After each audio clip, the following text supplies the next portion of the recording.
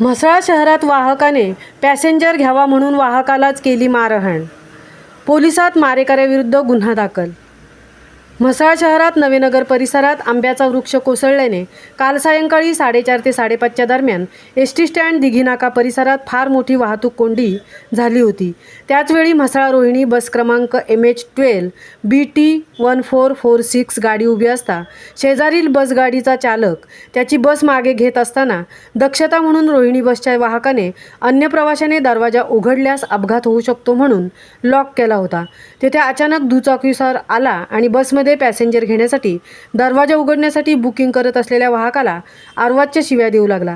वाहकाने मी नाक्यावरील वाहतूक कोंडी संपल्यावर सर्व प्रवाशांना नेतो असे सांगूनही वाहकाने गाडी थांबवल्यावर खाली उतरल्याबरोबर संबंधित इसम हिलाल याने वाहक संजय सिरसाट श्रीवर्धन डेपो यांना मारहाण केली असून त्याच्यावर गुन्हा रजिस्टर नंबर 70/2024 भारतीय न्याय संहिता BNS 132-352 प्रमाणे गुन्हा नोंदवला आहे.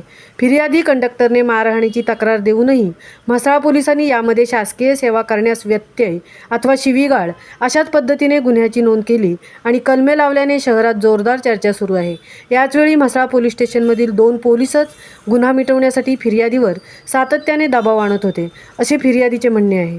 या म्हसळे येथील घटनेमुळे भविष्यात राज्य परिवहन मंडळाच्या सर्व संघटना एकत्रित येणार आहेत. सायंकाळी 4:30ला म्हसळा रोहिणी म्हसळा कुंभळा असा हा 65 क्रमांकाचा फेरा आहे. वाहक सायंकाळी 5 वाजता पोलीस स्टेशनला गेला. तो रात्र 9:30 पर्यंत तेथेच अडकल्यामुळे प्रवाशांच्या वेळेचे आणि STचे आर्थिक नुकसान झाले आहे. महामुंबईसह संजय खांबेटे, म्हसळा. काल 5 वाजण्याच्या दरम्यान इथे ट्रॅफिक जाम झाली होती आणि तुमचे जे काही प्रवाशांची बाचाबाची झाली, वस्तुस्थिती काय आहे?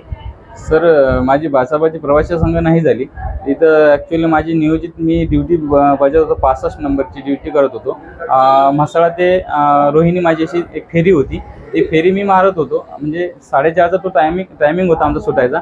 आणि ॲक्च्युली तर सत्य परिस्थिती अशी आहे की तिथं झाड पडलेलं आहे आणि तिथं ट्रॅफिक जाम झाल्यामुळं आणि मुंबईवरून एक गाडी आली आणि श्रीवर्धनमधून एक गाडी आली. म्हणजे दिघी रोड जो आहे तो पूर्णपणे ब्लॉक झाला आणि हा पण रस्ता झाड पडल्यामुळे हा पण ब्लॉक झालेला होता. आणि तिथं आमची एक बस रिवर्स येत होती आणि मी पाठीमागं गाडीमध्ये बुकिंग करत होतो. आणि एक बिलाल म्हणून एक बाईक घेऊन मुलगा आला पाठीमागे आला. म्हणजे तो मला म्हणते, ए मास्तर, दरवाजा उघड. तर मी दरवाजा उघड असं आरेरावी भाषेत मला दरवाजा उघडायला लावला. पण मी त्यांना सांगितलं, दादा की गाडी पाठीमागून तुमच्याच मागे गाडी रिवर्स येते, तुम्ही आधी पुढे या, मी जे तुमचे काही प्रवासी आहे मी ते घेऊन जातो. त्याला मी असं बोललो. तर त्याच्यानंतर तो परत मला म्हणाला की तू दरवाजा उघडतोस की नाही. मी त्यांना सांगितलं, दादा मी दरवाजा उघडतो, पण इथं सगळी जाम झालेली, म्हणजे रस्ता पूर्ण जाम झालेला आहे. मी दरवाजा सगळेचे सगळे प्रवासी घेऊन जायला तयार आहे, फक्त गाडी रिवर्स येऊ द्या, मी दरवाजा उघड. जर काही अपघात झाल्यास त्याला जिम्मेदार कोण राहील? त्याच्यामुळे मी त्याला शांतपणे समजून सांगितलं, पण तो ऐकत नव्हता. हरेरवीची भाषा केली त्याने, तो उघडतोस की नाही. आणि मला परत असा पण बोलला पाठीमागून, तुझ्या गाडीत जर दम असेल तर तू इथं खाली उतरून दाखव. तर मी म्हटलं, बाबा तू अशी शिव्या काय करतो, असं कसं वाईट बोलतो. मी खाली गेलो आणि तिथं आमचे कंट्रोलर सुद्धा गाडीचे ट्रॅफिक हटवण्यासाठी आलेले होते आणि तिथं पोलीसवाले पण साईडला होते. त्याच्यानंतर सगळे मी खाली उतरल्यानंतर त्यांना माझी कॉलर धरून वरली, हे बघा बटना तुटलेले आहेत. त्याच्यानंतर त्यांना मला एक झापड मारली इथं गालाखाली. तर त्याला असं नंतर मी त्याला धक्का दिला. त्याच्यानंतर त्यानं परत मला झापड मारली आणि आमचे कंट्रोलर साहेबांनी आणि परत आमचे सहकारी तिथं आले, त्यांना अडवाडवी केली. 5 वाजले होते. 5च्या सुमारास यानं मला मारल्यानंतर मी पोलीस स्टेशनमध्ये गेलो. तिथं माझं जेव्हा मी साहेबाला हे सगळं सत्य परिस्थिती सांगितली, त्यावेळेस त्यांचे जे लोक आणि मला आणि पोलीस स्टेशनमधले काही कर्मचारी, एक चव्हाण म्हणून साहेब आहेत, सिव्हिल ड्रेसमध्ये होते.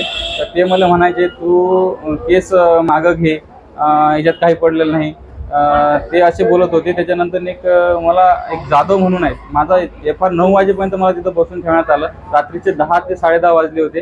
त्यावेळेस मला FIRची कॉपी दिली, तेही मी सांगितलं त्याप्रमाणे ते नोंदण्यात आलेली नाही. आणि ते एक जाधव म्हणून एक कर्मचारी आहेत, तर त्यांनी मला वाचू दिलं नाही. त्यांना म्हटलं तू जे सांगितलं त्याच्याप्रमाणे आम्ही लिहिलंय. म्हटलं सर इथं तुम्ही कलमा लिहिल्या नाहीत, मला जे झालं इथं मारहाण झाली याच्यामध्ये उल्लेख नाही. त्याच्यानंतर मी साहेबापाशी पण गेलो, त्यांना सांगितलं सर तुम्ही 353 हा गुन्हा दाखल केलेला नाही, ज्यात IPSC हे टाकलेली नाही कलम.